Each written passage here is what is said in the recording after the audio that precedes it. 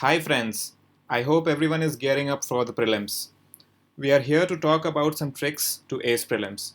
No matter how good or bad you think your preparation is, or be it your first attempt or the seventh, prelims is one exam which sends down shivers in every aspirant's spine. Many candidates who have cleared the prelims in the past tend to fail in their consecutive attempts, which makes understanding the prelims even more important. Let's see some examples. 2015 topper Tina Darby scored 96 marks in paper 1. She was just 2 marks above the cutoff. Last year's topper Anudeep was only 3 marks ahead of the cutoff, just scoring 108 marks. And there are so many others who had just passed the cutoff by 2 or 3 marks and still went on to become toppers. So we can see how risky this exam can be. We all know that the first paper carries 100 questions. Each question is of 2 marks. The cutoff for prelims is decided only by this paper. And each year the cutoff is increasing. The negative mark for every wrong question that you mark might end the game for you instantly. Let's see how. One wrong question and you lose 2 marks that you could have earned, plus a penalty of 0.67 marks, which means in all you lose 2.67 marks. Does that seem small to you? Let's see the impact. Last year's statistics shows that out of 15,000 candidates who cleared prelims, 12,000 candidates were between 110 to 120 marks range. So simple application of unitary method will tell you that there were 1200 students at a difference of 1 mark. In other words, if you lose 1 mark, 1200 people will surpass you. In this scenario, if you make one silly mistake, you lose 2.67 marks and 3200 people will surpass you. Coming to paper 2, which is CSAT, normally this paper is easy to qualify, but taking it too lightly can be fatal. There have been cases where people could easily clear the cutoff of paper 1 but struggled to qualify in this paper. The questions in this paper are random. Verbal is mixed with quants. One should skim through the paper and answer easy questions first. Lengthy questions can be dealt with at the end if time permits. One should remember that all questions carry equal marks, so wasting time on lengthy questions is useless. You also do not have to answer all the questions since you need only 67 marks out of 200 to qualify this paper. Practicing a few sample papers 1 week before the exam should suffice if you are not very weak in mathematics. Now let's analyze what UPSC is trying to test. The exam is not only a test of your knowledge, but also a test of your nerves. You might tend to think that you'd be competing with senior aspirants or people who are already in service and start doubting your preparation, questioning your chance of making it. But remember, each one of the examinees would be under one kind of pressure or the other. How you handle the test matters the most. How you tackle an unexpected question, how you react when you encounter an easy question and not get overconfident so as to avoid silly mistakes, will be the deciding factors in this exam apart from basic knowledge. UPSC will try to put a pressure on you by talking about different concepts in one single question. As we can see in this question, that GST, inflation, GDP, tax ratio and their relation is being talked about. Even if a person knows the concepts, he is bound to get confused and anxious.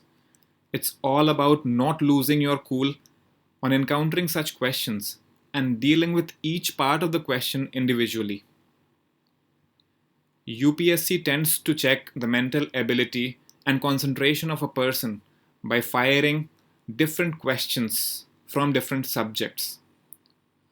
If question number 1 is from art and culture, question 2 can be from economics, while the third question can be from polity or geography. Questions might range from very easy to extremely difficult to unexpected. This is mentally exhausting, and any type of candidate can be frustrated.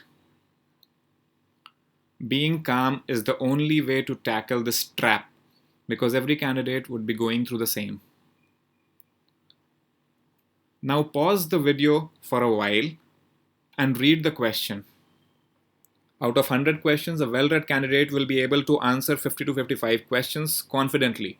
But there will be a few questions which candidates immediately discard and move ahead thinking they would not be able to answer it. Reading such questions thoroughly and then eliminating incorrect statements to find the correct answer can make your chances better for excelling in this examination. Let's say you have no idea about a given question. Go through the statements one by one. Like here, if you are not sure about the source of Teesta, or you have no idea about Rangit River, but without losing hope, you should still read the third statement for some clue. The third statement has the keyword on the border. By applying some common sense and recalling the geographical map of West Bengal and Bangladesh, one can say that it's not on the border, but it flows from India to Bangladesh. One might also recollect from current affairs that there was some water sharing dispute between West Bengal and Bangladesh recently. You can also rule the statement out if you know that Teesta is a tributary of Brahmaputra and it doesn't go to Bay of Bengal. Now we go back to the options again. We see statement 3 in option A, C and D. So we immediately rule out these options and mark option B as correct. So we can see that even without having any information about River Rangit, one can get this question right. By the way, I should tell you that this question was asked in 2017 prelims, and most people couldn't get it right.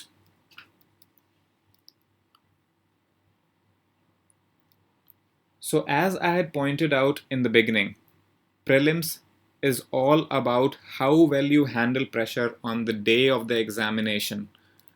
It tests if basics are clear or not. It checks if you have not just memorized everything. It checks if you can apply what you have read. It checks your ability to deal with questions of different difficulty level and different fields and not getting worked up during the examination. It also checks how you can apply common sense to choose the right answer.